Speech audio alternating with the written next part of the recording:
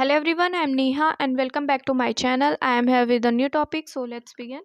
आज का हमारा टॉपिक है प्रोजेक्टिव टेक्निक्स। ये बहुत ही ज़्यादा इम्पॉर्टेंट टॉपिक है। स्पेशली इसमें ये पूछा जाता है कि लिंजी ने जो क्लासिफिकेशन दिए हैं इसके, उसको क्लासिफाई कीजिए, डिस्क्राइब कीजिए। और बहुत बार ये एग्ज़ाम में आ चुका है। प्रीवियस एग्ज़ाम क्वेश्चन पेपर देखेंगे तो उसमें आए हैं बहुत बार क्वेश्चन।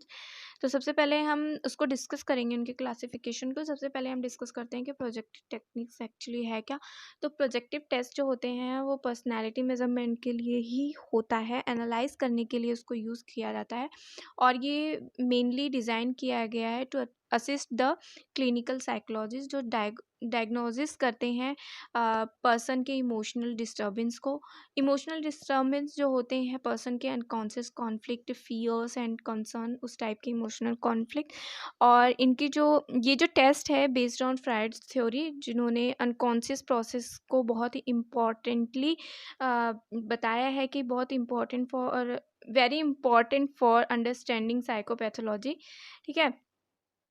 तो ये जो थ्योरी है, इस ये जो टर्म है ये प्रोजेक्टिव टेक्निक्स का, ये 1939 में फ्रैंक ने दिया था। और इसके थ्रू जो एम्बिगुअस स्टिमुली होती हैं, मटेरियल्स होते हैं, उसको शो किया जाता है। एम्बिगुअस मीन्स के जो अनक्लियर पिक्चर्स होती हैं उसको शो किया जाता है। और जो भी रिस्पॉन्सेस आते हैं उसके थ्रू पर्सनैलिटी को उसी के थ्रू एनालाइज किया जाता है, जिसमें उनकी feelings, needs, attitudes and ways of viewing life को एनालाइज किया जाता है, जिससे उनकी पर्सनालिटी पता चलती है। तो जितने भी प्रोजेक्टिव टेक्निक्स हैं, जिसको हम आगे आने वाली वीडियोस में डिस्कस करेंगे, उनके कुछ set of common important features हैं। ये बिल्कुल सेट है, हर एक प्रोजेक्टिव टेक्निक्स में आपको मिलेगा। फर्स्ट ये है कि दे ऑल यूज एम्बिगियस और अनस्ट्रक्चर्ड टेस्ट स्टिमुली। मीन्स कि कुछ ऐसी पिक्चर्स होती हैं जो अनक्लियर होती हैं, अनस्ट्रक्चर्ड होती हैं। तो इस तरीके की पिक्चर्स को यूज़ किया जाता है। ठीक है। और सेकंड ये है कि जो पार्टिसिपेंट्स होते हैं, जो पर्सन होते हैं जिनके ऊपर ये टेस्ट किया जा रहा है, उनको कभी भी अपने टेस्ट का पर्पस नहीं बताया जाता है। And how responses will be score and interpretation, मतलब कि क्या जो उनके रिस्पॉन्सेज हैं उसके थ्रू क्या उनका स्कोर हुआ है, क्या इंटरप्रिटेशन हुआ है, ये कुछ भी उनको बताया नहीं जाता है। और थर्ड आता है कि जो इंस्ट्रक्शन होते हैं वो नहीं दिए जाते हैं। ये नहीं बताया जाता है कि आपका आंसर जो है वो करेक्ट है या इनकरेक्ट है। वो फ्री होते हैं, free to respond in any manner. ठीक है। अब फोर्थ आता है जो स्कोरिंग और इंटरप्रिटेशन होता है, वो सब्जेक्टिव क्लिनिकल जजमेंट के अकॉर्डिंग ही होता है। ठीक है। अब आते हैं क्लासिफिकेशन पे, जिसकी मैंने बात की थी कि बहुत ही ज़्यादा इम्पॉर्टेंट है। और इसको किसने क्लासिफाई किया है? लिंजी ने। ठीक है, लिंजी। तो फर्स्ट इन्होंने टेक्निक्स दी थी, association techniques, construction, completion, expression, choice. ये बहुत ही इजी टॉपिक है, ज़्यादा वो नहीं है, तो मैं इसको वन बाय वन डिस्कस कर लेती हूँ। फर्स्ट में क्या होता है कि फर्स्ट एसोसिएशन टेक्निक्स में क्या होता है कि पर्सन को क्या जो पार्टिसिपेंट्स होते हैं उनको पिक्चर्स दिखाई जाती है। ठीक है। जो अनस्ट्रक्चर्ड पिक्चर्स की बात मैंने की थी वो शो की जाती है।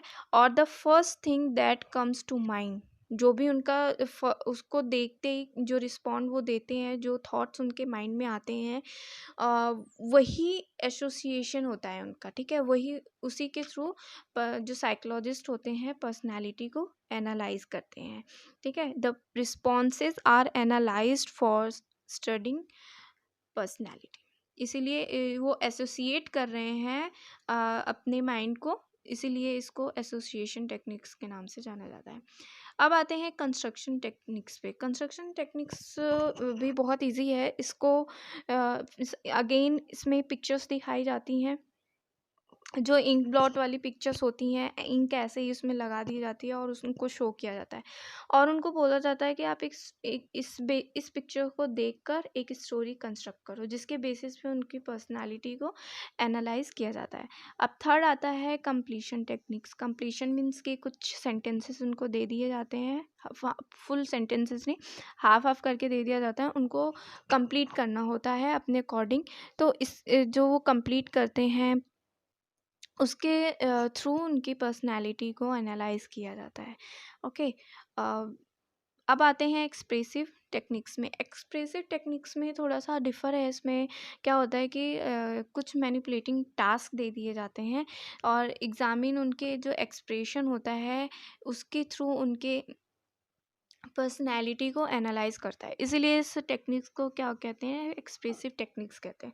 बेसिकली टास्क जैसे playing, drawing, role playing, painting, finger painting, वो जिस तरीके से अपने फिंगर्स को, अपनी बॉडी मूवमेंट्स को, अपने फेस को मूवमेंट करते हैं, जिस तरीके से एक्सप्रेशन करते हैं, जिस तरीके का पेंटिंग कर रहे हैं या फिर प्ले ड्राइंग जो भी है, उस उनके बॉडी मूवमेंट्स, उनके एक्सप्रेशन के थ्रू उनकी पर्सनालिटी को एनालाइज किया जाता है, एग्जामिन किया जाता है, इसीलिए इसको एक्सप्रेसिव टेक्निक्स कहा जाता है। लास्ट टेक्निक्स पे चॉइस टेक्निक्स। चॉइस टेक्निक्स को ऑर्डरिंग टेक्निक्स के नाम से भी जाना जाता है।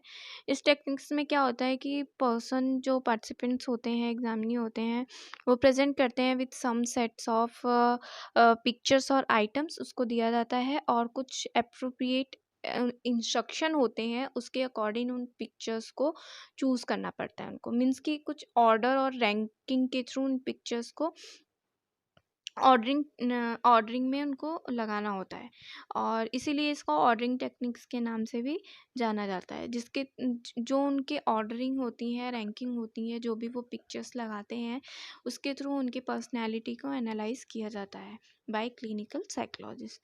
तो ये था क्लासिफिकेशन ऑफ प्रोजेक्टिव टेक्निक्स। बहुत ही इंपॉर्टेंट क्वेश्चन है ये, आप इसको ज़रूर प्रिपेयर करिएगा, बहुत ही ईजी भी है। ठीक है, तो नेक्स्ट वीडियो मिलते हैं नेक्स्ट टॉपिक के साथ। तब तक मेरी वीडियोस को देखते रहिए और शेयर करते रहिए, और नए हैं तो सब्सक्राइब करते करिए मेरे चैनल को। Thanks for watching.